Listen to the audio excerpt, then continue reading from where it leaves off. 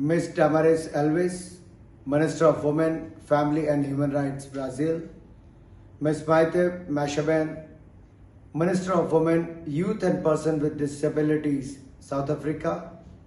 Youth participants, ladies and gentlemen, from the Federative Republic of Brazil, the Republic of South Africa and the Republic of India. Namaskar, a very good day to all of you. I deem it a privilege to address the distinguished audience of the first IBSA Youth Summit congregated on this virtual platform to deliberate upon youth issues of paramount significance, particularly with the reference to the IBSA countries, including the issues of post-COVID-19 support mechanism for youth that has engaged the attention of various governments, policymakers and civil societies. As we all saw, the pandemic has unsettled the world, undermined established norms and underlined the importance of good health in our personal lives, businesses and the economy as a whole. It has disrupted supply chains and hampered business models. It has made us rethink, reimagine and reset our lives and our livelihoods. And that is why it is even more crucial we engage and understand the aspirations of our youth. Now, I wish to deliberate upon the theme of this first IBSA summit, which is Democracy of Demography and Development. I would like to define democracy as a polity in which collective decisions encompassing laws, policies and procedures are the expression, direct or indirect, of the preferences and choices of the collection of equal citizens of the polity. As you all know, India is a country in South Asia which is regarded as the 7th largest country by area, the 2nd most populous democracy in the world. Prime Minister Narendra Modi has cited that India's vibrant demography is the greatest strength of the world's largest democracy. A key source of energy for self-reliant strength lies in India's diversity of demographic structure. India has one of the youngest population in an aging world, and our country's growth is facilitated by India's demographic dividend and young talented people.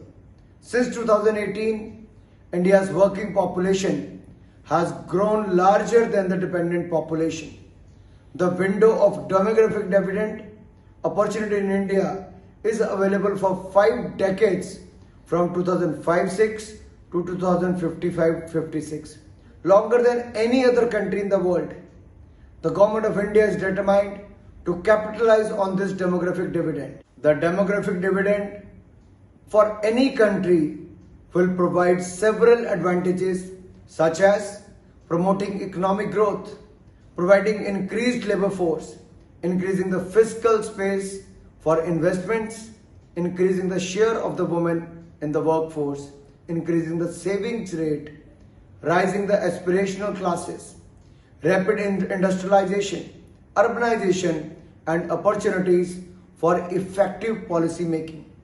While Indians are spread out into distinct economic classes, with the government trying to narrow the wealth gap, India has put in place social sector schemes to empower and enable the underprivileged groups. Therefore, alongside the benefits of the demographic dividend, there are several challenges that India faces, such as the biggest asymmetric youth population, skilling the teeming millennial youth. The Honorable Prime Minister of India says that demography, democracy and demand along with decisiveness makes India very unique through this 4D approach. India is forging towards economic growth.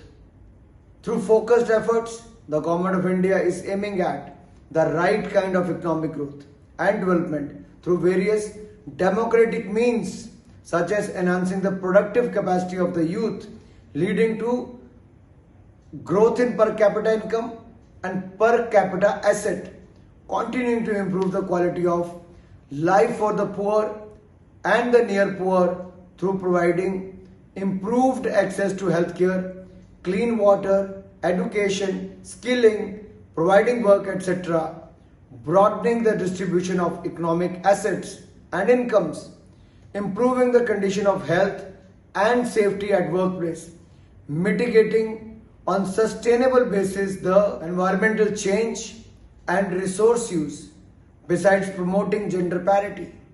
Currently, India is poised to build a strong human capital by inviting on its citizens by providing healthcare, quality education, jobs and skills, which is key to supporting economic growth, ending extreme poverty and creating a more inclusive society.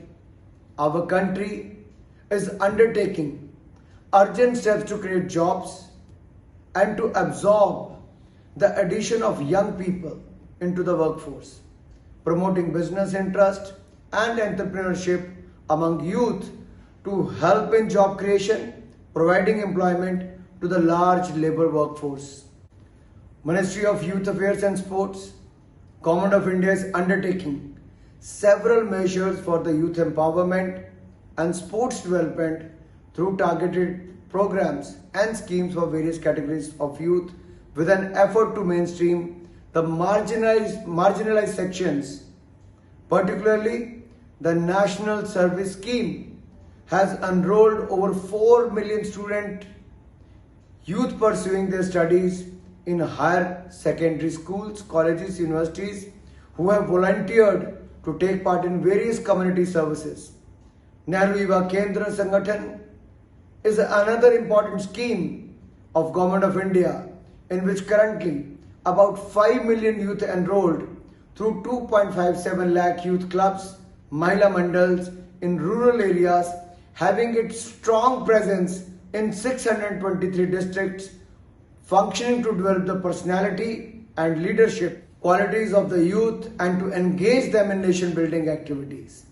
In its effort to fight the second wave of COVID-19 pandemic across India, Department of Youth Affairs, NYKS and NSS focused on key priority areas like awareness on vaccine rollout and registration, information, education and communication, which is the IEC activities, including do's and don'ts for preventing and mitigating COVID-19, formation of social WhatsApp groups, Arogya Setu apps, downloading the application, using and referencing, social distancing, hand washing, popularizing and motivating people, mask preparation at homes and enhancing youth volunteers base for wider coverage and reach across the country.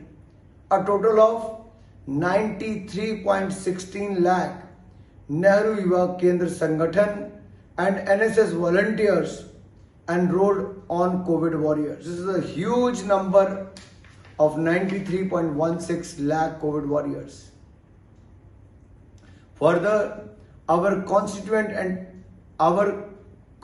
academic institution of youth development, besides offering new job-oriented postgraduate programs, is now studiously working on the India Youth Development Index 2022. This summary index will be enable making comparison possible across geographical areas and categories as Human Development Index, apart from assessing the status of youth in India in comparison with the past. In conclusion, I would like to reiterate that India is on the right side of demographic transition that provides golden opportunity to its rapid socio-economic development through its properly aligned development policies. With this demographic shift, our government is judiciously investing in human capital necessary for education, skill development and healthcare facilities to reap the demographic dividend. Besides our own efforts and by learning from global approaches and designed solutions, I am sure India would be able to reap the benefits of demographic dividend. Look forward to hear from you. Thank you and stay safe. Jai Hind.